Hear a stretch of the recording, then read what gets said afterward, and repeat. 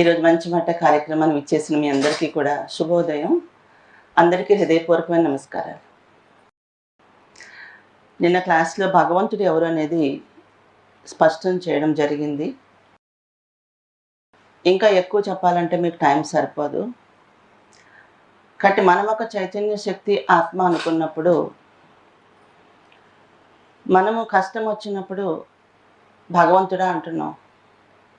సుఖంలో ఉన్నప్పుడు గుర్తు రావటం లేదు. ప్రతిరోజు భగవంతుడితో కొంతసేపు ఆ కనెక్షన్లో ఉంటే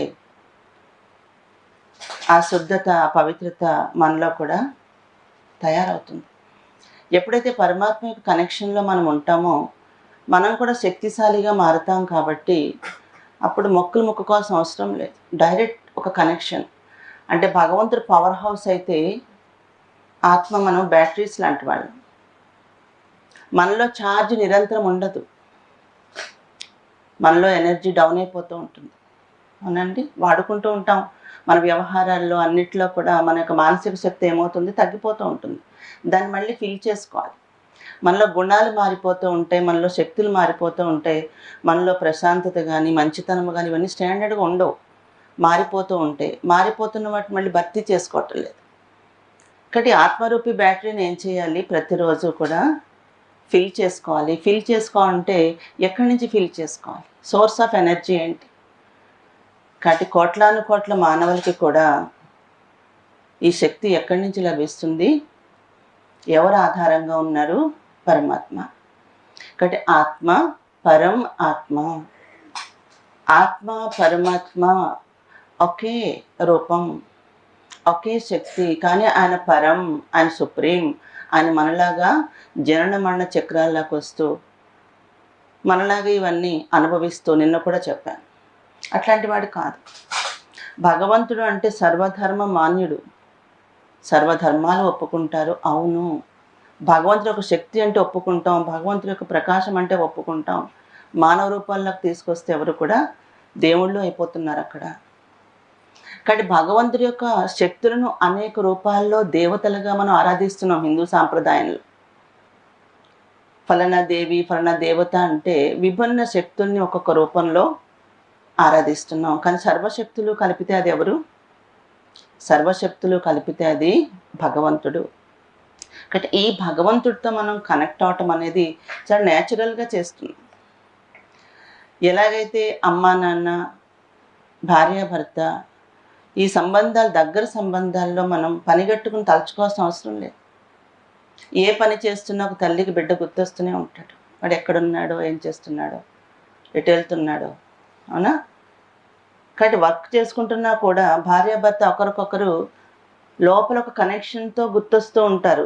భలే పని చేసుకుంటున్నారు బయట, కానీ లోపల ఒక కనెక్షన్ ఉంది, ఒక అనుబంధం ఉంది, ఒక ప్రాప్తి ఉంది. కాబట్టి న్యాచురల్గా ఎలాగైతే ఒక సంబంధంలో ఉన్నప్పుడు, ఒక ప్రాప్తి ఉన్నప్పుడు, ఒక స్నేహం ఉన్నప్పుడు ఆటోమేటిక్గా అది బుద్ధిలో ఉండిపోతుందో, అలాంటి రిలేషన్, కనెక్షన్ భగవంతుడితో ఉండాలి. దానికోసం ఒకటి జాన్న, మాన్న, పెహచాన్న. భగవంతుడు ఫలానాన్ని తెలుసుకోవడం, మాన్న ఒప్పుకోవడం, పెహచాన్న గుర్తించడం. గుర్తించడం అందరికీ చేత కాదు. అవును కావచ్చు, ఈయనే దేవుడు, ఈయనే దేవుడు. కానీ గుర్తింపు అనేది దివ్య బుద్ధి ద్వారానే జరుగుతుంది. అందరూ యథార్థంగా గుర్తించరు. అందుకే భగవద్గీతలో అర్జున, కోట్లలో కొద్ది మంది, ఆ కొద్దిలో కొద్ది మంది, కోట్లలో ఎవరో నన్ను గుర్తిస్తారు, తెలుసుకుంటారు. తెలుసుకున్న వాళ్ళలో ఎవరో కొద్దిమంది గుర్తిస్తారు. గుర్తించిన వాళ్ళల్లో కొద్దిమందే యథార్థంగా నన్ను ఫాలో చేస్తారు. అవునా? యథార్థంగా భగవంతుడిని ఫాలో చేయటం అనేది కూడా చాలా కష్టం. కష్టమైనా కూడా అది ఈజీయే. మళ్ళీ కష్టం అనిపిస్తుంది కానీ మళ్ళీ చాలా ఈజీ. ఇప్పుడు ఒక బిడ్డకి తండ్రి ప్రెసిడెంట్ కావచ్చు, బయట వాళ్ళకి ప్రెసిడెంట్ని కలుసుకుంటే చాలా కష్టం, కానీ బిడ్డకి కదా. కాబట్టి భగవంతుని మనం దూరం పెట్టేసాం. హే భగవంతుడా, హే ప్రభు, హే ఈశ్వర, నువ్వు ఎక్కడో, మేము ఇక్కడ, మేము పాపులము, నిర్గుణలము, గుణాలు లేవు మాకు, పాపాత్మలము, నువ్వు మాకు అనుగ్రహం ఇవ్వు, మమ్మల్ని కాపాడు, మమ్మల్ని రక్షించు అనుకుంటూ దగ్గరున్న సంబంధాన్ని మనం దూరం చేసేసాం. ఎందుకంటే రిలేషన్ మర్చిపోయి. కాబట్టి ఇప్పుడు రిలేషన్ మనకు అర్థమైనప్పుడు చాలా ఈజీ. కానీ భగవంతుడితో మనం కనెక్ట్ అవ్వాలంటే ఈ దేహక్రియలతో కాదు. ఆయన భౌతికమైన వాడు కాదు. ఆయన ఆత్మ అంటే ఒక ఎనర్జీ. మనం కూడా దేహ పదార్థం కాదు. దేహంలో నివసిస్తున్న ఒక చైతన్యమైన శక్తి. ఇక్కడ ఒక స్టార్ చూపించారు, అక్కడ ఒక స్టార్ చూపించారు. కాబట్టి ఈ చైతన్యంలో 2 ఎనర్జీస్ ఉన్నాయి. 2 ఫ్యాకల్టీస్గా ఆత్మ వర్క్ చేస్తుంది. ఒకటి థాట్ పవర్, 2 దాని జడ్జిమెంట్ పవర్, నిర్ణయ శక్తి, వివేకము. కాబట్టి ఈ ఆలోచనని మనం ఎక్కడ పెడుతున్నాం? ఆలోచనలు ఈ భౌతిక ప్రపంచం మీదే అస్తమాట వస్తున్నాయి మనకి. దేహము, దేహ సంబంధాలు, వస్తువులు, వైభవాలు, చుట్టూ ఉన్న ప్రపంచము. బుద్ధి కూడా ఎక్కడ వాడుతున్నాము? ఇక్కడ జ్ఞానాలు తెలుసుకోవడము, ఇంకా చదువు, ఇంకా నాలెడ్జ్ పెంచుకోవడము. మన బుద్ధిని కూడా, పరిశోధనలు కూడా అన్నీ కూడా ఇక్కడ తెలుసుకున్న వాటితో, మన జ్ఞానాలతో, మానవుల ద్వారా విన్న జ్ఞానాలతో అనేక రకాలుగా దాన్ని ఇంకొంచెం పరిపక్వం చేసుకుంటున్నాం. కాబట్టి మన మనస్సుని, బుద్ధిని ఇక్కడిక్కడే మనం పెట్టుకుంటున్నాం. రాజయోగం ఏం చెప్తుందంటే ఇది సర్వశ్రేష్టమైన కనెక్షన్ మనస్సు, బుద్ధికి. ఈ భూమి నుండి కాస్త ఈ భూమి మీద పదార్థాలు, దేహము, దేహ సంబంధాలు, వస్తువులు, వైభవాలు, ఇక్కడి నుంచి కాస్త ఈ మనస్సుని, బుద్ధిని నిలకడ చేసుకొని నిజస్థితిలో స్థిరమై, నిజస్థితి అంటే ఆత్మిక స్థితి. నేను కామెంట్ ఇస్తున్నాను రోజు. బాహ్య ప్రపంచానికి డిటాచ్ అవుతూ, ఈ భౌతిక దేహం కూడా నేను కాదు అనుకుంటూ, కొంచెం లోపలికి వెళ్తే లోపల ఒక చైతన్య ప్రాణదేహం ఉంది. ఆ ప్రాణ చైతన్యము ఒక లోపల ఉన్న ఆంతరికమైన ఒక ఆవరణ. ఇప్పుడు గ్లాస్ బల్బులో లోపల ఒక చేతన ఉన్నట్టుగా, కాబట్టి మనస్సుని చేతన లెవెల్లో మనం ఉంచి ఈ భౌతిక లెవెల్లోంచి కాస్త లోపల నిలకడ చేసుకుని ఆ ప్రాణ చేతనలో తేలియాడే నక్షత్రం లాంటిది ఆత్మ. ఆత్మ ప్రాణ చేతన్ని వాడుకుంటూ జీవిస్తుంది, ప్రాణ ఆవరణలో జీవిస్తుంది. ఆకాశంలో నక్షత్రంలాగా ఈ ప్రాణ ఆవరణ ఇందులోంచి బయటకు వెళ్ళిపోయింది, ఆత్మ కూడా బయటకు వెళ్ళిపోవచ్చు. ఆ దేహంలో ఆ జీవశక్తులు, ప్రాణశక్తి ఉన్నంతసేపే. కాబట్టి ఆత్మ తన నిజస్థితిలో స్థిరమైనప్పుడు, అంటే మనస్సు, బుద్ధి వేరువేరుగా ఎక్కడికి వెళ్ళకుండా స్థిరంగా అక్కడే నిలకడగా ఉన్నప్పుడు, భ్రూ మాధ్యమలో మన నిజస్థితి ఒక చైతన్యం నిలకడైనప్పుడు ఆటోమేటిక్గా విశ్వశక్తి మనలోకి మనం తీసుకోగలుగుతాం. అదే హఠయోగం. అక్కడ దాకా జరిగేది ఏది? హఠయోగ విధానం. హఠయోగ విధానంలో నిశ్చలంగా నిలకడగా కూర్చోవడం, మనస్సుని అంతర్ముఖం చేయడం, దాని ద్వారా ఏదైతే ఒకలాంటి ప్యూర్ ఎనర్జీ లాగా మనం అనుభవం చేసుకుంటామో, మనసు ఎటు పోకుండా ఉంటే అక్కడ స్థిరతలో మనకి ఏమి ఉండదు లేదు కదా అక్కడ. కాబట్టి హఠయోగ విధానంలో అక్కడ దాకా ఉంటే వాళ్ళు అలానే ఆ తపస్సులో ఉంటారు. కానీ భక్తి యోగంలో ఏం చేస్తారు? అలా నిలకడగా కూర్చుని ఒక రాముడో, కృష్ణుడో, శివుడో, రామ్ రామ్ రామ్ రామ్ రామ్ అంటే రాముడి స్వరూపము, రాముడి యొక్క గుణాలు, రాముడి ఆ స్వరూపంలో లీనమైన స్థితిలో తపస్సులు నడిచినాయి. అది ఏదో ఒక స్వరూపం కదా. హఠయోగం అక్కడ దాకా ఆగింది, ఇంకొంచెం భక్తి యోగం అక్కడ దాకా తపస్సులు నడిచినాయి. రాజయోగం భగవంతుడు ఏం చెప్తున్నాడు? ఈ మనస్సుని, బుద్ధిని నిలకడ అయిన తర్వాత ఈ 2 ఎనర్జీస్ని కలిపి, ఈ మనసు ఎటు పోకుండా ఈ బుద్ధిని కొంచెం అటెన్షన్ ఇస్తూ, ఏ మనస్సా ఎటు పోకు, ఈ బుద్ధి పోలీస్ లాంటిది అనమాట, వివేకం. ఈ మనసు ఎటెటో పోతూ ఉంటుంది, వెనకాల ఇది కొంచెం పట్టుకొని ఈ థాట్ పవర్, ఈ సంకల్ప శక్తిని ఈ కింద భూమి మీద కాసేపు పెట్టకుండా యథార్థమైన పరమాత్మ యొక్క స్వరూపం మీద ఏకాగ్రం చేయడానికి ప్రయత్నం చేయాలి. ముందు నిలకడైన స్థితి, ముందు అది అలవాటు అవ్వాలి. ఆత్మిక స్థితి అంటే ముందు అంతర్ముఖత స్థితిలో, నిశ్చలమైన స్థితిలో నిలకడ అనేది మనకి అభ్యాసం అయినప్పుడు ఈ మనస్సుని, బుద్ధిని ఇప్పుడు ఎక్కడ తీసుకువెళ్ళాలి? ఆ నిలకడ స్థితి ఒక తపస్సుకు సీట్ లాంటిది. తపస్సుకు సీట్ లాంటిది నిలకడ స్థితి. చైతన్యంలో చూస్తే కనుక ఆ నిలకడ స్థితి నుంచి మనస్సుని, బుద్ధిని ఒక్కసారి పైకి పంపితే మన మనస్సుని, బుద్ధిని మనం ఎక్కడికైనా పంపగలుగుతాం. ఇక్కడే ఉన్నాం, అమెరికాలో మన రిలేషన్లో ఎవరైనా ఉంటే, భార్యో, భర్తో, బిడ్డో, ఇక్కడ క్లాసులో కూర్చుని ఎక్కడో సప్త సముద్రాల వెనకాల ఉన్న అమెరికాలో ఉన్న ఒక మనిషిని తలుచుకుంటూ ఉంటే చాలా ఇష్టంగా ఒక కనెక్షన్తో, రిలేషన్తో అక్కడే ఉన్నట్టు అనిపిస్తుంది. లేకపోతే వాళ్ళు మన పక్కనే ఉన్నట్టు అనిపిస్తుంది. అంటే మనసు ప్రయాణం చేసేంత వేగంగా ఏది కూడా ప్రయాణం చేయలేదు. దానికి ఏమి ఆటంకాలు కూడా ఉండవు. ఇక్కడ కూర్చొని నేను ఎక్కడో ఉన్న వాళ్ళకి ఎనర్జీని ఇవ్వగలుగుతాను.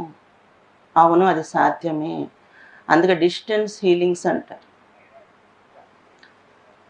ఇక్కడ కూర్చొని నా బుద్ధికి నిశ్చలత అనేది ఉన్నప్పుడు, నా బుద్ధి ప్యూర్‌గా ఉన్నప్పుడు, ఆ ప్యూరిటీ, ఆ ఏకాగ్రత ద్వారానే అందించగలుగుతాం. నేను వాళ్ళకి శాంతినిచ్చేయాలి ఎక్కడో ఉన్నారంటే, అబ్బే! అది సాధ్యం కాదు.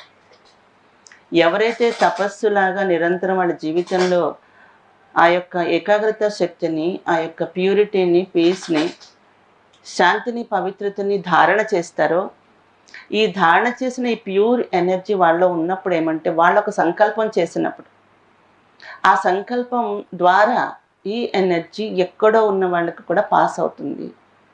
అంటే తీసుకుంటున్నది అక్కడ రిసీవర్ భౌతిక శరీరము కాదు. రిసీవర్ లోపల ఉన్న చైతన్యం. దేహంలో ఉన్న చైతన్యం రిసీవ్ చేసుకుంటున్నారు కాబట్టి ఇక్కడి నుంచి అక్కడ కనెక్షన్ ఉంటుంది. సాధ్యం అది. కాబట్టి మనకి టెలిపతి ఉంది కదండీ! టెలిపతిని కొట్టి పాడేశారు కానీ టెలిపతి ఒక శాస్త్రంగా మళ్ళీ తయారవుతుంది. టెలిపతి అంటే ఏంటంటే, ఇప్పుడు మనకు పురాణాల్లో కూడా, రామాయణంలో కూడా చెప్తారు. రాముడు మనసులో ఏమున్నాయో సీతకి తెలిసిపోయేది. సీత మనసులో ఏదుందో రాముడికి తెలిసిపోయేది. ఎక్కడో ఉన్నారు వాళ్ళు. అంటే వాళ్ళ యొక్క ఫ్రీక్వెన్సీ మ్యాచింగ్ ఏదైతే ఉంటుందో, ఇద్దరి మనసుల లోపల సంకల్పాలు ఇద్దరివి కూడా ఒక అభిమానము, ప్రేమ, సేమ్ ఫ్రీక్వెన్సీతో, ఒక ఇష్టంతో నడుస్తూ ఉంటే, మాటలు, శబ్దాలు ఏమీ లేకపోయినా కూడా ఇద్దరి మనోభావాలు ఒకరికొకరు టచ్ అవుతాయి. ఇక్కడ సీత బాధపడుతుంటే రాముడికి కూడా అన్‌ఈజీగా ఉండేది. రాముడు సంతోషంగా ఉంటే, బాగుంటే సీతకి కూడా బాగుండేది. సీత బాగుంటే రాముడికి బాగుండేదని రామాయణంలో ఎప్పుడో రాసి ఉంది. కాబట్టి ఇంత అద్భుతమైన మైండ్ పవర్ ఉంది మనకి. ఆత్మ చాలా పవర్‌ఫుల్. కానీ దూరదృష్టి, వాళ్ళ భవిష్యత్ వాణి చెప్పడము, ఇవన్నీ కూడా ఆత్మలో ఉన్న అద్భుతమైన శక్తులు. మనం కూడా ఒకరికొకరు కనెక్ట్ అవుతున్నాం. ఇద్దరు శరీరాల్లో ఉన్న ఆత్మలు, ఆ చైతన్యాలు ఎక్స్చేంజ్ చేసుకుంటున్నాం ఒకరి భావాలు ఒకరితో. నా నుండి ప్రేమ మీకు అందుతోంది, మీ నుండి ప్రేమ నాకు అందుతోంది. అవునా?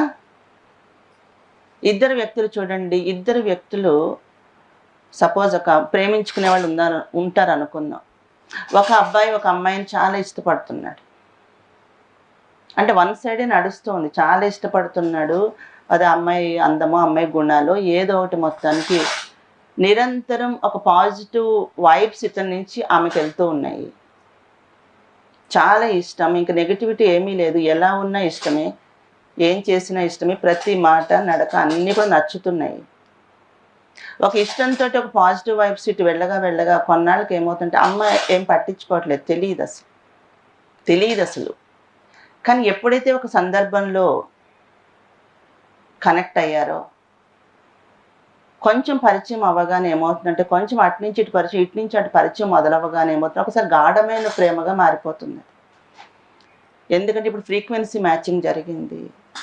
ఇదివరకు ఇటు నుంచి ఇటు ఏమి వైబ్స్ లేవు, తెలియదు. కానీ ఎప్పుడైతే వచ్చిన వైబ్స్ ఆ అబ్బాయి పట్ల కూడా పాజిటివ్‌గా వచ్చినాయో, ఈ ఫ్రీక్వెన్సీ మ్యాచింగ్‌లో ఏమవుతుంది, గాఢమైన ఒక రిలేషన్ వాళ్ళ మధ్య ఏర్పడిపోతుంది. అర్థమవుతుంది కదా! కాబట్టి ఫ్రీక్వెన్సీ మ్యాచింగ్ ఉన్నప్పుడు దూరంగా ఉన్నా కూడా మనుషులు దగ్గరగా అనిపిస్తారు. ఆ పాజిటివ్ ఎనర్జీస్ మనం పాస్ చేసుకుంటుంటే దగ్గరగా ఉన్నా కూడా దూరంగా కూడా ఉంటాము. కాబట్టి ఒకరికొకరు ఆత్మతో అన్నీ రిసీవ్ చేసుకుంటున్నప్పుడు, ఒకరి నుంచి ఒకరికి అందుతున్నప్పుడు, ఆత్మలాగే పరమాత్మ అయినప్పుడు భగవంతుడి నుంచి ఎందుకు అందదు మనకి? మన నుంచి ఒక మెసేజ్, మనకు అప్లికేషన్ పెడుతున్నాం కదా మరి, నాకు అది కావాలి, ఇది కావాలి, రిసీవ్ చేసుకుంటున్నట్టే అనుకుంటున్నామా? అంటే విగ్రహాలు తీసుకోగలుగుతాయా? బొమ్మలు తీసుకోగలుగుతాయా? పటాలు తీసుకోగలుగుతాయా? తీసుకోగలుగుతాయా?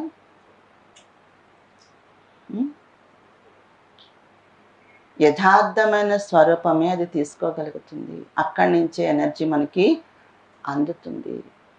కాబట్టి యథార్థమైన కనెక్షన్ అనేది మనము ఉంది, దాన్ని మర్చిపోయి మళ్ళీ జోడించుకోవాలి. కాబట్టి ఎప్పుడైతే ఒక పవర్ హౌస్తో బ్యాటరీ కనెక్ట్ అయితే ఏం చెయ్యక్కర్లేదు, బ్యాటరీ ఫిల్ అయిపోతుంది అంతే. అంతేనా? కామ్గా నిండిపోతుంది. సెల్ ఫోన్ రోజు మనం ఛార్జ్ చేసుకుంటున్నాం, అక్కడ పెట్టేస్తాము, ఒక 2-3 అవర్స్ ఉంటే ఫుల్ ఛార్జ్ అయిపోతుంది. అదే కనెక్షన్ సరిగా లేకపోతే ఒకసారి నేనేమో చేస్తాను, పెట్టేస్తా, స్విచ్ ఆన్ చేయండి, డాక్టర్ గారు ఇప్పుడు గుర్తు చూసుకోండి స్విచ్ ఆన్ చేశారో లేదు. అంటే పెట్టేసాం అనుకుంటాం, స్విచ్ ఆన్ చేయకపోతే అక్కడ స్విచ్ ఆన్ ఏముంది ఇక్కడ? స్విచ్ ఆన్ నేను దేహము అనే దేహస్మృతిలో దేహభ్రాంతిలో కూర్చొని దేహమాయలో కూర్చొని భగవంతుని తలుచుకుంటుంటే స్విచ్ ఆన్ లేదు అక్కడ. అనుకుంటున్నా నేను ఏదో చాలా చేసేస్తున్నాను, చాలా ధ్యానము యోగము చేసేస్తున్నానని. ఫస్ట్ స్విచ్ ఆన్ ఏంటంటే నేను దేహము కాదు, నేను ఒక చైతన్యం. ఆ స్థితిలోకి వెళ్ళిపోవాలి. వెళ్ళిపోయి కనెక్ట్ అయినప్పుడు స్విచ్ ఆన్ చేసుకొని ఆ కార్డు సరిగా దానికి పెట్టామా లేదా, స్విచ్ ఆన్ ఉండాలి. మన బుద్ధి అనే 2 తీగలు కరెక్ట్గా దాంట్లో టచ్ అవుతున్నాయా, డిస్కనెక్ట్ కావటం లేదు కదా. ఎప్పుడు డిస్కనెక్ట్ అయితే అప్పుడు మళ్ళీ పవర్ లేదు.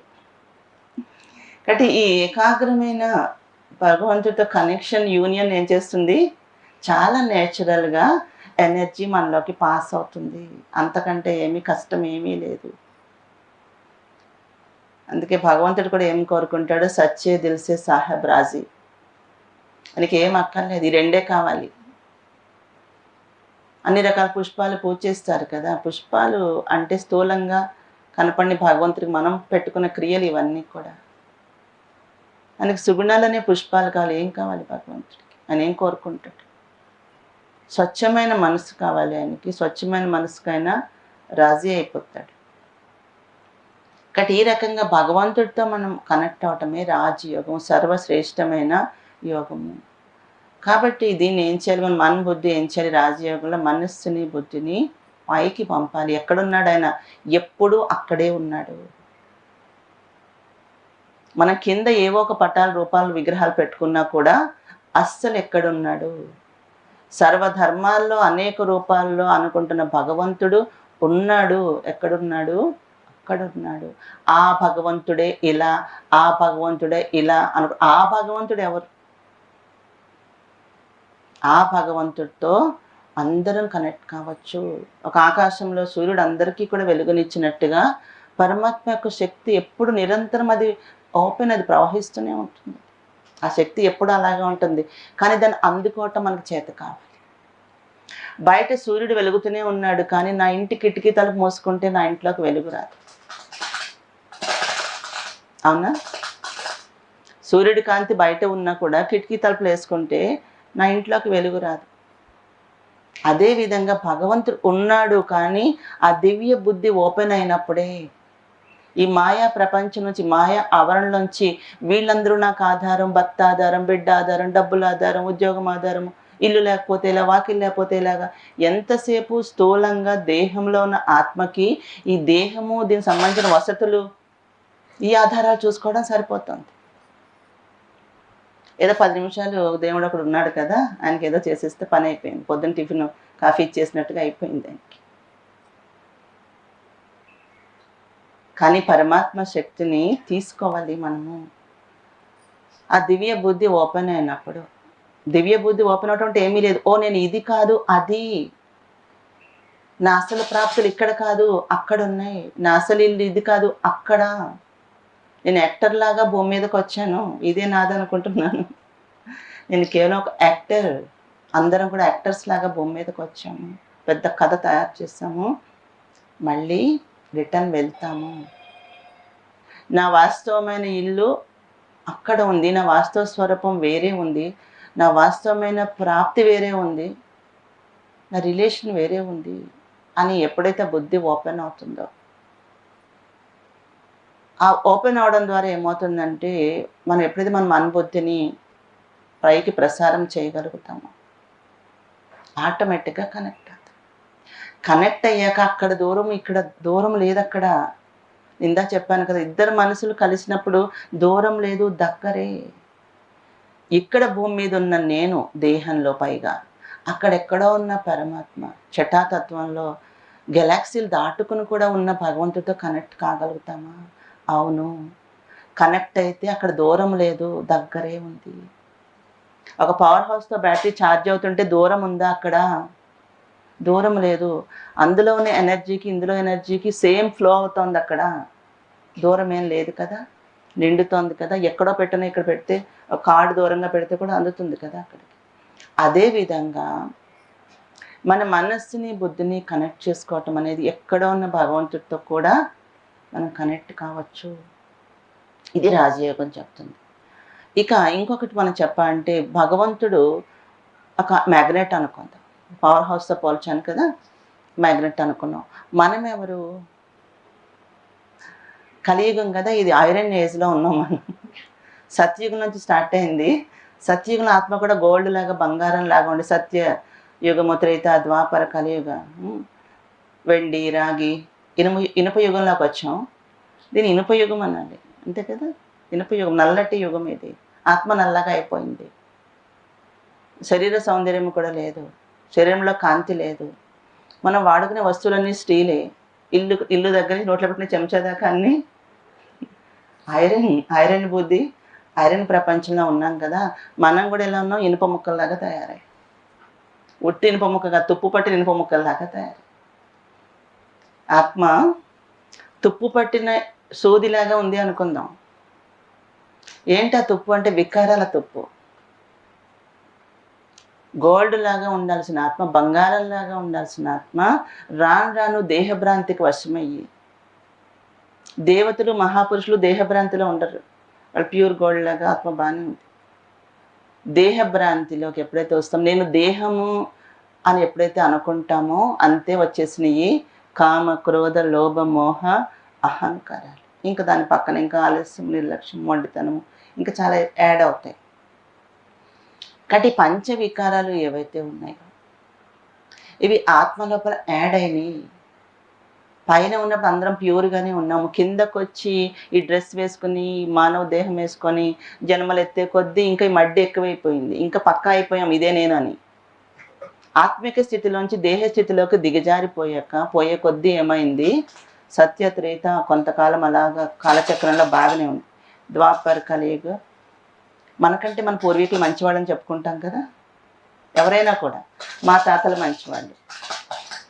ఇప్పుడు రాను రాను ఏమైంది? మన తర్వాత జనరేషన్ చూస్తున్నాం ఎలా ఉంటున్నారో అసలు. కాబట్టి వికారాల తుప్పు మనకి పట్టేసి భగవంతుడితో ఎలా కనెక్ట్ అవుతాం? తుప్పున్న మేకు అతుక్కుంటుందా? తుప్పున్న మేకు అయస్కాంతానికి ఆకర్షింపబడుతుందా? భలే ఇనుమే అయినా కూడా ఆ పట్టిన తుప్పైనా కనీసం వదిలించుకుంటే మనం కిరోసిన్లో పడేస్తే తుప్పు వదిలిపోతుంది. వదిలే కొద్దీ దగ్గరికి వెళ్తూ ఉంటుంది అయస్కాంతానికి. మనం ఇలాగే మడ్డి వికారాలన్నీ పెట్టుకొని తెల్లారు లేస్తే కామం, క్రోధం, లోభ, అహంకారాలతో అన్నీ ఇది కావాలి, అది కావాలి, అది ఇది ఇలాగా దుమ్ము పట్టుకుపోయి ఉండి, ఇలా తుప్పు పట్టుకుపోయి ఉండి భగవంతుడితో నాకు అన్ని కాలం దండాలు పెట్టుకుంటే వస్తుందా? అయినా కూడా ఆయన దయా సాగరుడు, కరుణా సాగరుడు.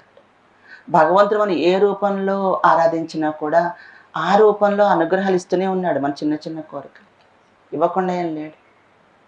పయనించి ఉన్నా కూడా భక్తి చేస్తున్నప్పుడు కూడా అమాయక భక్తి మనం చేస్తూ ఉంటే ఎంతో కొంత మనం కోరుకున్నవి దొరుకుతున్నాయి. కానీ మనం ఏం కోరుకుంటున్నాం? అది కూడా దేహం కోసమే. నా భర్త బాగుండాలి, నా డబ్బు బాగుండాలి, నా ఇల్లు బాగుండాలి, ఇంకోటి బాగుండాలి. మనం మర్చిపోయాం పూర్తిగా దేనికోసం కోరుకోవాలి. భగవంతుడి నుంచి అనుగ్రహము ప్రాప్తి ఏది పొందాలి? భగవంతుడి యొక్క ఆయనలో ఉన్న ప్యూరిటీ నాలో కావాలి, ఆయనలో ఉన్న శక్తి నాలో కావాలి, ఆయనలో దివ్యత్వం నాలో కావాలి, ఆయనలాగా నేను అని అనుకోవటం లేదు కదా! ఏవేవో కోరుకుంటున్నాం మనం. కాబట్టి ఇప్పటికైనా కనీసం ఒక్క జన్మలో అయినా భగవంతుడిని గుర్తించి ఈ మాయ ఆవరణ నుంచి బయటపడి, కాబట్టి ఇవన్నీ కూడా నిత్య వ్యవహారంలో నేను వ్యవహరిస్తున్నవన్నీ కూడా పాపకర్మలుగా మారిపోతున్నాయి. ఈ 5 వికారాలతో చేసే ప్రతి కర్మ పాపకర్మే. అంశాలతో చేసినా అది పాపకర్మే. అయితే పాపకర్మలు చేయకుండా ఒక్కడమైనా ఉన్నామా? భూమి మీద పుణ్యాత్మ అనేవాళ్ళు పూర్తిగా ఒక్కళ్ళు కూడా లేరు. అందరం పాపాత్మలమే. ఇదంతా నేచురల్ అనుకుంటున్నాం మనం. కామం నేచురల్, క్రోధం నేచురల్, అన్నీ నేచురల్. ఇది లేకపోతే మనిషి ఏంటి అనుకుంటున్నాం. అస్సలు మనిషి ఇది కాదు. పురుషోత్తముడు అంటే దివ్య గుణాలు, పూర్తిగా గుణాలతోటి శక్తులతోటి నిండటమైనది అసలైన మానవ స్వరూపం. ఇది దిగజారిన స్వరూపంలో మనం ఉన్నాం ఈ రోజున. అంతే నరసే నారాయణ అంట. నరసే నారాయణ. నరుడు నారాయణుడిగా కూడా కావచ్చు. నరుడు నారాయణుడు అవ్వాలంటే ఏం చేయాలి? ఒకసారి గుర్తించాలి. మన లోపల లోట్లు చూసుకోవాలి. మనం పట్టుకున్న మడ్డి ఒకసారి చూసుకోవాలి. ఇవన్నీ కూడా నేను కడిగేసుకోవాలి, వదిలించుకోవాలి తుప్పంతా. ఈ తుప్పంతా వదలాలంటే స్పిరిచువల్ నాలెడ్జ్ కావాలి, ఆచరణ కావాలి. ఆచరణలే కిరోసిన్లో పడేసినట్టు. ఆచరణ లేకపోతే ఎందుకు? పండితుల్లాగా బుర్ర నిండా జ్ఞానం పెట్టుకుంటే ఉపయోగం లేదు. జ్ఞాని అంటే తను తీసుకున్న జ్ఞానాన్ని ఆచరణలో పెట్టేవాడు జ్ఞాని. ఆచరించేలాగా ఎదుటి వాళ్ళతో చేయించగలిగేవాడు జ్ఞాని అని. అలాంటి జ్ఞానము యోగము. యోగం అంటే ఒక కనెక్షన్ పరమాత్మతోటి ఉండడం. అనేక యోగాల నుంచి బుద్ధిని తొలగించి ఒకరితోటి యోగం పెట్టుకోవడం అనేది రాజయోగం. అప్పుడు ఏమవుతుంది? తుప్పంతా భగవంతుడితో ఎప్పుడైతే కనెక్ట్ అవ్వడం మొదలెడతామో ఆత్మశుద్ధీకరణ, ఆత్మశక్తీకరణ రెండు జరుగుతాయి. ఏం జరుగుతాయి? ఆత్మశుద్ధీకరణ, ఆత్మశక్తీకరణ. ఎలాగైతే సూర్యకాంతి ఒకటి శక్తినిస్తోంది పోషణకి, సూర్యకాంతితో అందరం జీవిస్తున్నాం. రెండు మురికిని కూడా పోగొడుతుంది, చెత్తని కూడా సంహారం చేస్తుంది. 4 రోజులు కుంభవృష్టి వర్షం కురిస్తే ఎండ లేకపోతే అక్కడక్కడ మురికి పేరుకుపోతుంది. మళ్ళీ సూర్యకాంతి వస్తేనే ఆ మురికంతా తొలగుతుంది. ఆ రకంగా సూర్యుడు 2 పనులు ఎలా చేస్తున్నాడో పరమాత్మ జ్ఞాన సూర్యుడు అయిన, సర్వశక్తుల యొక్క సూర్యుడు, సర్వగుణాల యొక్క ప్రకాశం ఆయన. ఆ యొక్క ప్రకాశ స్వరూపుడు, శక్తి స్వరూపుడైన పరమాత్మతోటి మనము కనెక్ట్ అయితే ఏమవుతుందంటే మన లోపల ఈ మలినాలు ఏవైతే జన్మలు చేసిన పాపకర్మల యొక్క ఫలాలు, మలినాలు ఏవైతే యాడ్ అయినాయో ఇవన్నీ కూడా నెమ్మదిగా పోవడం మొదలెడతాయి. ఆత్మశక్తీకరణ, కోల్పోయిన శక్తులు, కోల్పోయిన గుణాలు తిరిగి వృద్ధి అవ్వడం, రెండు సైమల్టేనియస్గా జరిగిపోతాయి. ఒక పక్క శుద్ధీకరణ, ఒక పక్క ఆత్మ శక్తీకరణ. ఇంకా మంచి ఎగ్జాంపుల్ మీకు చెప్పాలంటే కనుక ఇప్పుడు మనకి 6th క్లాస్లో 5th క్లాస్లోనూ మనకి లెన్సెస్ గురించి చెప్తారు, అద్దాల గురించి చెప్తారు కదా. కాన్కేవ్ లెన్స్, కాన్వెక్స్ లెన్స్ గురించి చెప్పేటప్పుడు కాన్కేవ్ లెన్స్ ఎండలో పెట్టి దాని కింద ఒక పేపర్ ఇచ్చి పిల్లల్ని ఎండలో నుంచోబెట్టి ఒక ఫిజిక్స్లో ఒక ఎక్స్పెరిమెంట్ చేయిస్తారు.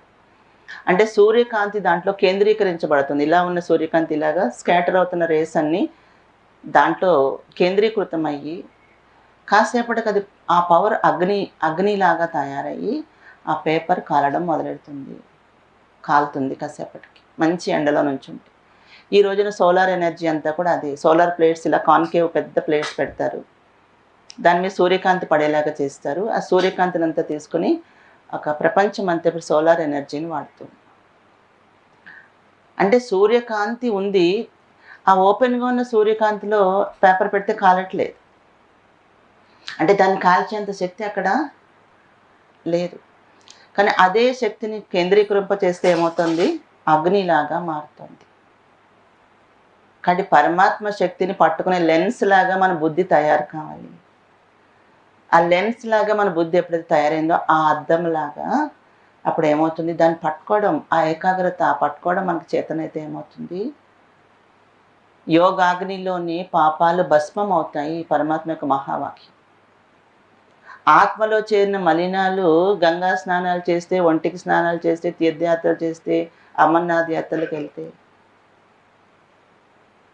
కడిగేసుకునేవి కాదు. పుష్కర స్నానాలు ఇంకా కుంభమేళ స్నానాలు చేస్తే కడిగేసుకునేవి కాదు ఇవి.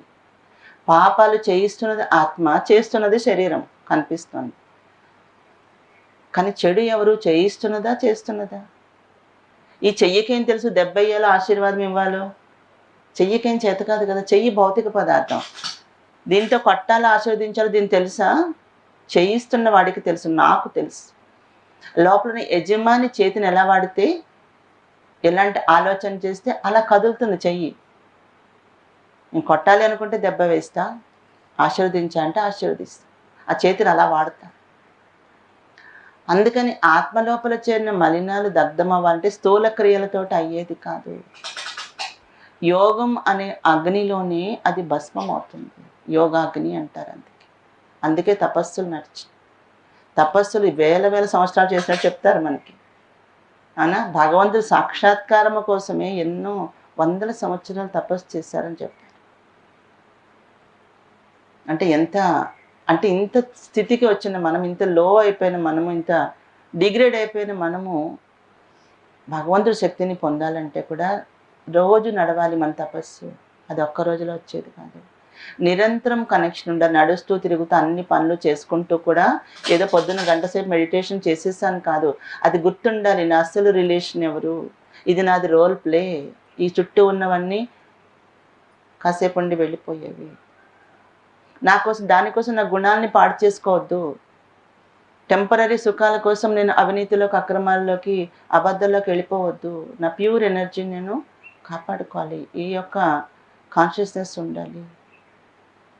పనులన్నీ చేసుకుంటున్నా కూడా హాత్ కామ్ కరదే దిల్ యారుదే అనే ఒక సూక్తి ఉంది హిందీలో. హాత్ కామ్ కరదే, చేతులతో పని చేయండి. హృదయం ఎవరికి ఇవ్వాలి? యార్ అంటే ప్రియుడు. ఆత్మకి చాలా ప్రియమైనవాడు పరమాత్మ. చాలా ప్రియమైనవాడు పరమాత్మ. నీవే తల్లివి, తండ్రివి, నీవే నా తోడు నీడ, నీవే సకుడవు గురుడవు అని మనం నేర్పించారు. అంటే ఆత్మకి ఇన్ని రిలేషన్స్లో రాని సుఖము ఒక్క భగవంతుని తెలుసుకుంటే వస్తుంది. సర్వ సంబంధాల ప్రేమ, ఆనందము, శక్తి అన్నీ లభిస్తాయి. అవును, లభిస్తాయి. అనుభవంతోనే చెప్తున్నాను. కాబట్టి మనకి ఎన్ని జన్మలు ఎత్తినా కూడా ఆ జన్మల్లో మనకు అన్ని తాపత్రయాలు ఉంటూనే ఉంటాయి వెళ్ళేదాకా కూడా. భగవంతుని పొందినప్పుడే ఆ తాపత్రయం అణిగిపోతుంది.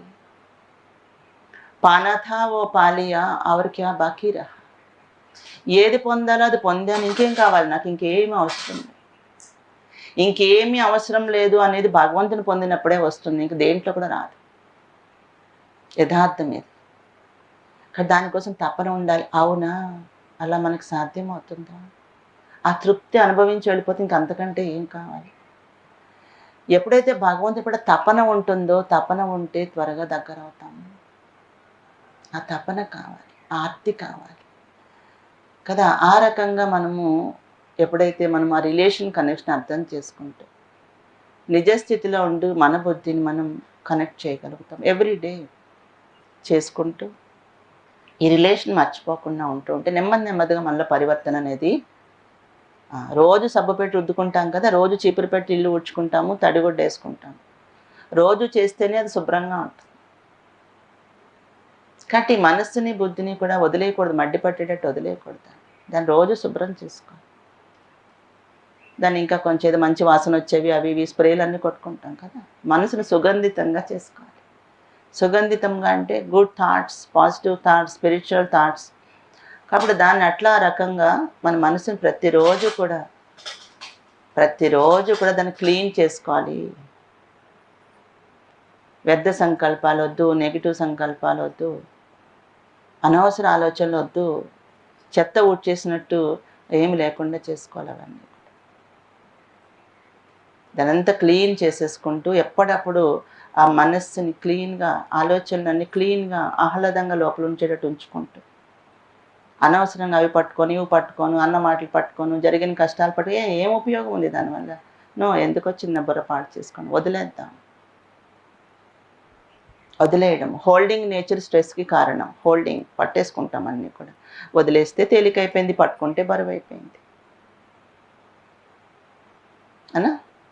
కాబట్టి ఈ రకంగా వదలడము, పట్టుకోవడము రాజయోగికి ఈజీ అయిపోతుంది. ఏది పట్టుకోవాలి, ఏది వదలాలి, నేచురల్గా అయిపోతున్నావు. ఇది వద్దు, ఓకే వదిలేస్తాం, ఇది పట్టుకుందాం, పట్టుకోవడం. ఇంచేత ఎప్పుడైతే మనం ఇలాగ చక్కటి జీవన విధానాన్ని కుటుంబ జీవితంలో ఉంటేనే చేయాలి ఇది. కుటుంబాలు వదిలిపెట్టి వెళ్ళిపోక్కర్లేదు. ఇంకా మన పనులు వదిలిపెట్టక్కలేదు, ఉద్యోగాలు ఏమీ వదిలిపెట్టక్కర్లేదు. బయటంతా నడుస్తూ ఉంటుంది, మన కర్మలని లోపల మన యొక్క తపస్సు కూడా నడుస్తుంటుంది. రెండు నడవాలి, రెండు కూడా చేసుకోవచ్చు. మనం అటెన్షన్ ఉండాలి. దానికోసం ఏముండాలి? అటెన్షన్. వేరే 24 అవర్స్ మనకేం దొరకవు. ఇదే జీవితము, ఇదే వయస్సు, ఇదే టైము. ఇప్పుడే ఏమో ఎప్పుడో ఇప్పుడు దొరికింది, ఇప్పుడు తెలిసింది. ఎప్పుడు తెలిస్తే అప్పటి నుంచి ఆచరణ అనేది మొదలుపెట్టాలి. అయినా మీకు రాజయోగ అభ్యాసం అంటే ఇప్పుడు అంతా ఈ కరోనా వచ్చింది, ఎక్కడెక్కడ అన్నీ బంద్ అయిపోయినాయి, పరిస్థితులు మారిపోతూ ఉన్నాయి. ఎక్కడికి వెళ్ళేది ఉండదు, ముందు ముందు ఇవి కూడా ఉండవు. మనం ఎక్కడికి వెళ్ళకుండా మనం ఉన్న చోట్లే కూర్చుని కూడా తపస్సు చేసుకునే శక్తి మనం అలవాటు చేసుకోవాలి. ఎక్కడికి వెళ్ళక్కర్లేదు కూడా, మన యొక్క తపస్సు ప్లేస్ మన లోపలే ఉంది. ఈ శరీరం ఉన్నంతసేపు కూడా మనకు ఒక ప్లేస్ ఉన్నట్టే ఆత్మకి, అంతే కదా. శరీరం ఉన్నంతసేపు ఆత్మకి ప్లేస్ ఉన్నట్టే కదా, ప్రాణం పోయేదాకా ఉన్నట్టే. ఇది రాజయోగ యొక్క గొప్ప ప్రక్రియ. ఇప్పుడు చేద్దాం. చక్కగా స్ట్రైట్గా కూర్చున్నాము. మీకైనా వీపు నొప్పి అట్లా ఉంటే కుర్చీ గోడకు ఆనుకోండి, పర్లేదు.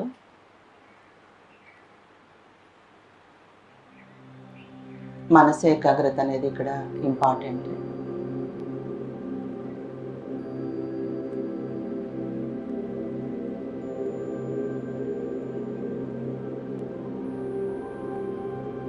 మనం ఇప్పుడు ఎవరిని కలుసుకోవటానికి వెళ్తున్నాం? సర్వశక్తివంతుడు, సర్వగుణ సాగరుడు, సర్వోన్నతుడైన పరమాత్మ. కాబట్టి ఎంత ఆర్తి ఉండాలి, ఎంత భక్తి శ్రద్ధలు ఉండాలి.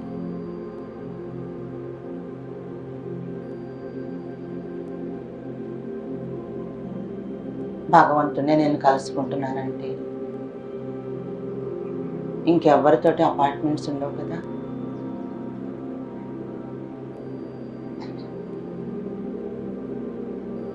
కొన్ని క్షణాల పాటు బాహ్య ప్రపంచానికి,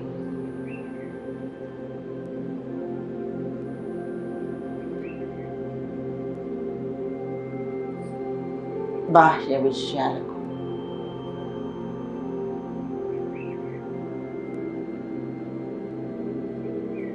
భౌతిక దేహము,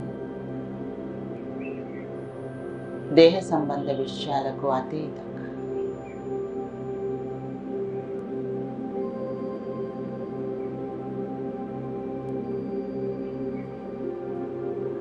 మనసును అంతర్ముఖం చేస్తూ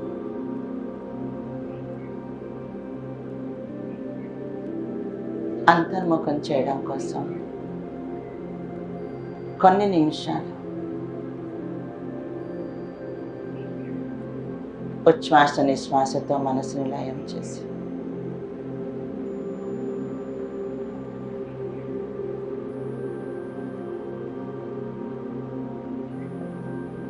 బయటకు వచ్చిన మనసును తిరిగి లోపలికి తీసుకువెళ్ళే ప్రయత్నం చేయండి.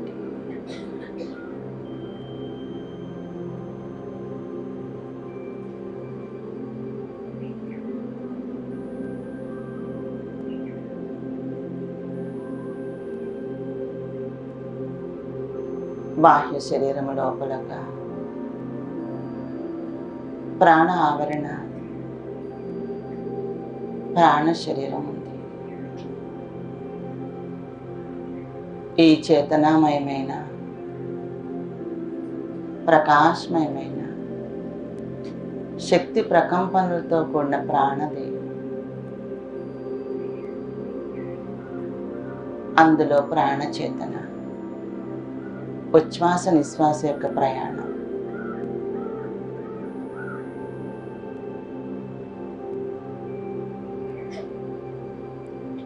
మనస్సుని ఆ ప్రాణ ప్రయాణంతో అటాచ్ చేసి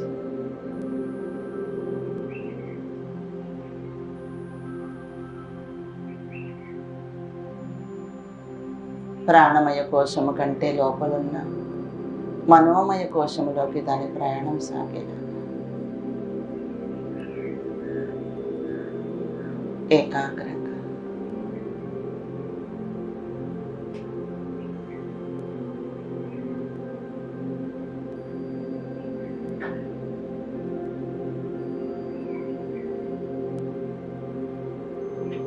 శ్వాస ప్రక్రియను ఆధారం చేసుకున్న మనసు కొన్ని క్షణాల్లో భ్రూమధ్యంలో స్థిరమవుతుంది. తాను ఎక్కడి నుంచి పుట్టిందో అక్కడికి చేరుకుంటుంది.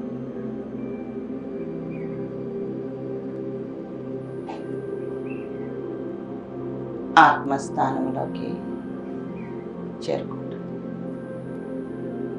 నా నుంచి బయటకు వెళ్ళిన మనస్సు తిరిగి నా చెంతకు చేరుకుంటుంది.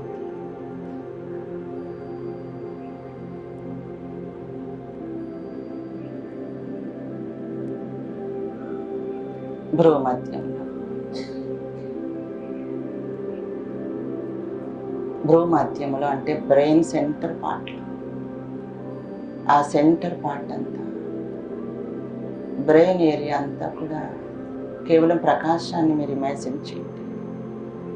స్థూల శరీరం కాదు. భ్రూమధ్యములో, తల మధ్య భాగంలో ప్రకాశిస్తున్న దివ్య చేతన ఆత్మ నేను. ఒక సూక్ష్మాతి సూక్ష్మమైన ప్రకాశపుంజములాగా ఉన్నాడు.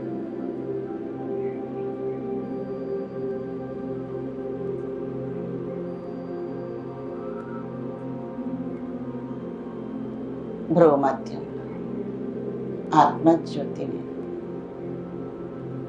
దివ్య కాంతి కిరణాలు వెదజల్లుతూ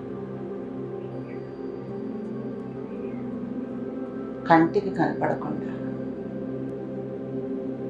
దేహంలో నివసిస్తుంది.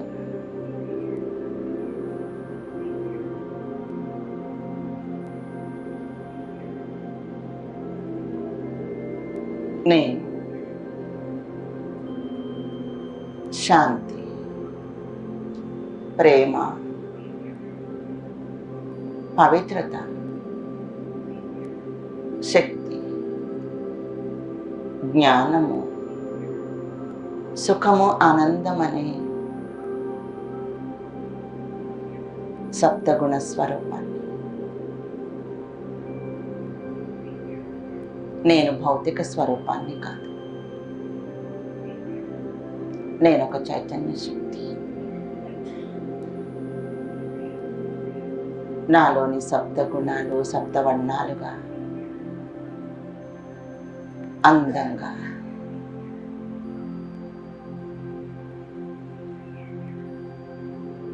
వెలుగుతున్న జ్యోతిలాగా ఉన్నా.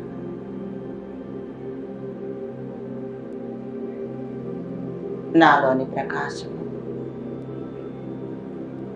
నా భౌతిక శరీరం యొక్క తల చుట్టూ ఆరాలాగా విస్తరిస్తుంది. మహాపురుషుల తల చుట్టూ ప్రకాశ చక్రం ఉన్నట్టు నా తల చుట్టూ కూడా నాలోని కాంతి వ్యాపిస్తుంది. విజువలైజ్ చేయండి.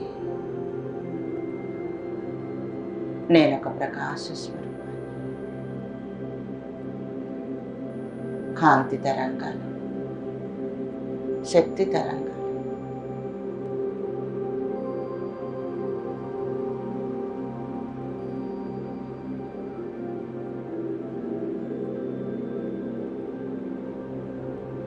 సూక్ష్మ రూపంలో వైబ్రేట్ అవుతుంది.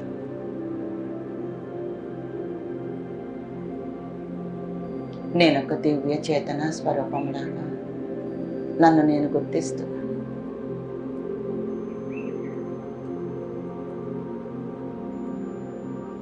దేహంలో ఉండి కూడా ఒక భిన్నమైన స్వరూపముగా నేను ఉన్నాను.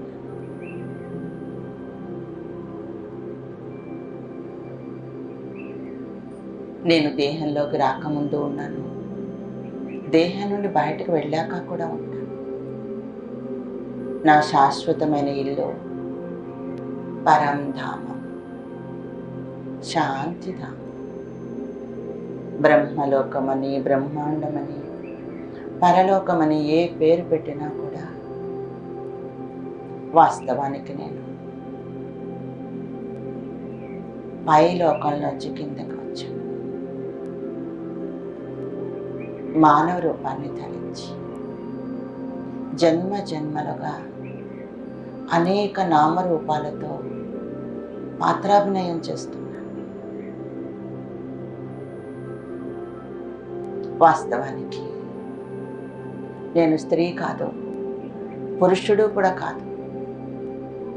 నేను కేవలం ఒక చైతన్య శక్తి, ఆత్మస్వరూపం, నక్షత్ర స్వరూపం. నా నిజస్వరూపాన్ని సాక్షాత్కరింపచేసుకుంటున్నాను.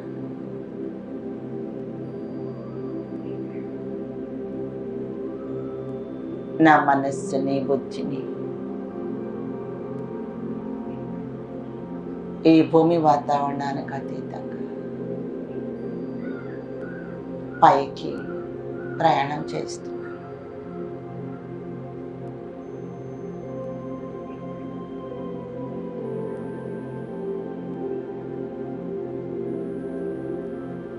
మనస్సు ద్వారా ఆలోచిస్తున్నా. ఈ ఆశ్రమ వాతావరణానికి దూరంగా పైకి ప్రయాణం చేస్తూ మబ్బుల్ని దాటుకుంటూ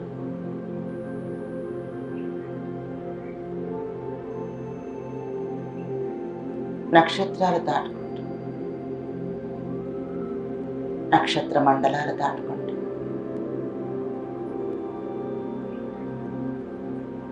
నా మనస్సు, బుద్ధి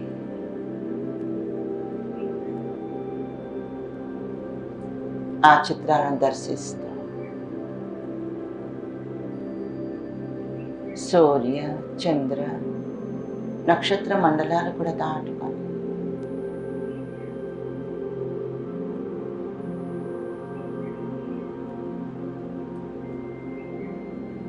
ఒక శాంతిమయమైన, కాంతిమయమైన లోకానికి చేరు.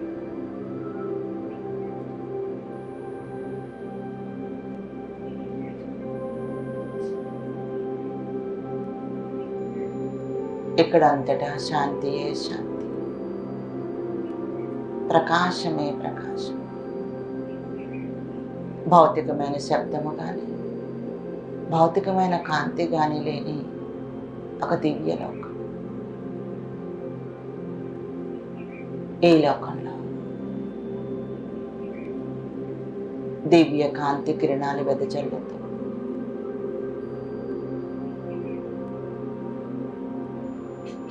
అతి సూక్ష్మాతి సూక్ష్మమైన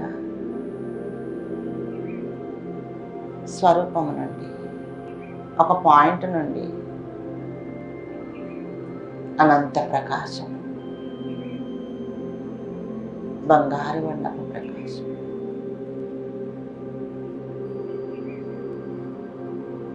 ఒక దీపం యొక్క కాంతి ఎలాగా ఉంటుందో స్థూలంగా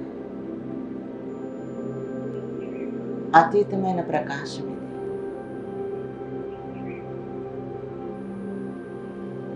పరమాత్మ యొక్క దివ్య స్వరూపము నా బుద్ధి నేత్రము ద్వారా దర్శించే ప్రయత్నం చేస్తుంది.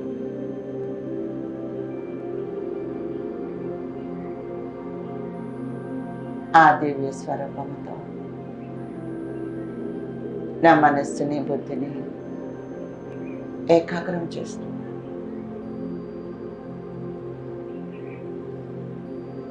ఒక బ్యాటరీ పవర్ హౌస్తో కనెక్ట్ అయ్యింది. భూమి పైన దేహంలో భూమధ్యంలో ఉన్న నేను పరంధామంలో పరమాత్మతో కనెక్ట్.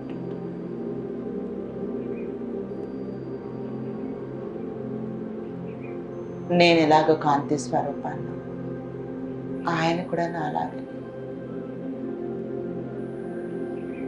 సూర్యుని కాంతి చంద్రునిపై పడితే అమావాస్య చంద్రుడు పూర్ణచంద్రుడుగా నిండినట్టుగా నేను కూడా నింపబడుతున్నాను. నెమ్మది నెమ్మదిగా నేను నిండుగా తయారవుతాను. పూర్ణచంద్రుడిలాగా తయారవుతాను.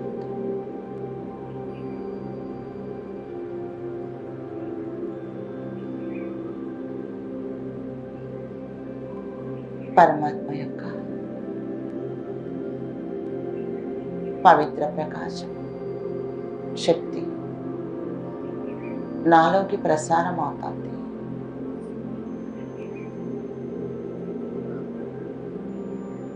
ఆత్మ అయిన నేను ఆ ప్రకాశంలో పవిత్రంగా మారుతున్నాను.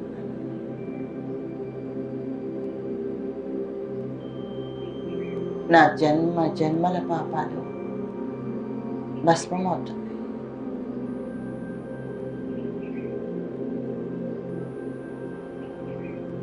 నాలోని బలహీనతలన్నీ సమాప్తి అయిపోతాయి.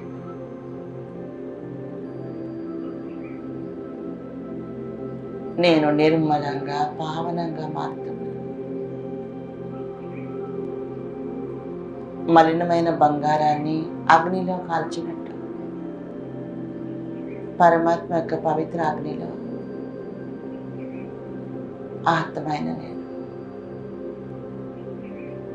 కాలుతున్నాను.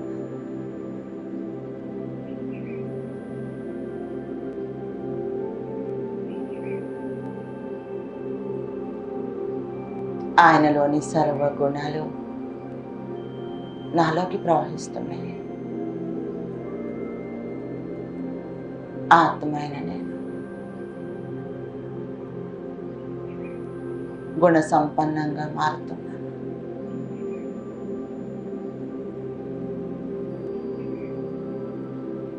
పవిత్రంగా మారుతున్నాను.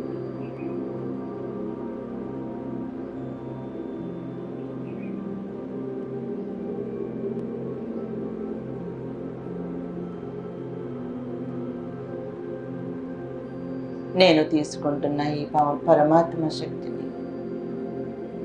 నేను తీసుకుంటున్న ఈ పరమాత్మ శక్తి సమస్త విశ్వానికి అందిస్తున్నాను.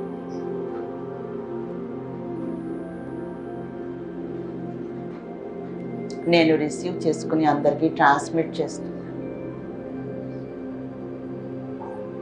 భూమిపైన ఉన్న సమస్త సోదరాత్మలకు నేను తీసుకున్న ఈ పవిత్రతా శక్తిని అందిస్తున్నాను. ప్రకృతికి కూడా అందిస్తున్నాను. ప్రకృతి సహితంగా పవిత్రంగా మారేలాగా చేస్తున్నాను. నేను తీసుకుంటూ అందిస్తూ ఒక అతీంద్రియ సుఖాన్ని అనుభవం చేసుకుంటున్నాను. సర్వాత్మను పరమాత్మతో కనెక్ట్ చేస్తూ పవిత్రంగా మారేలాగా నిమిత్తంగా మారుతుంది.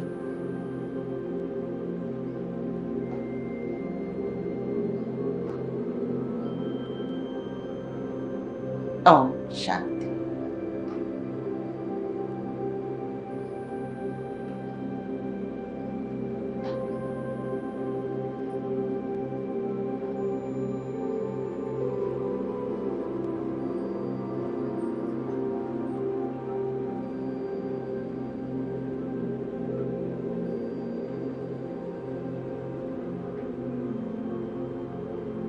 ఈ రకంగా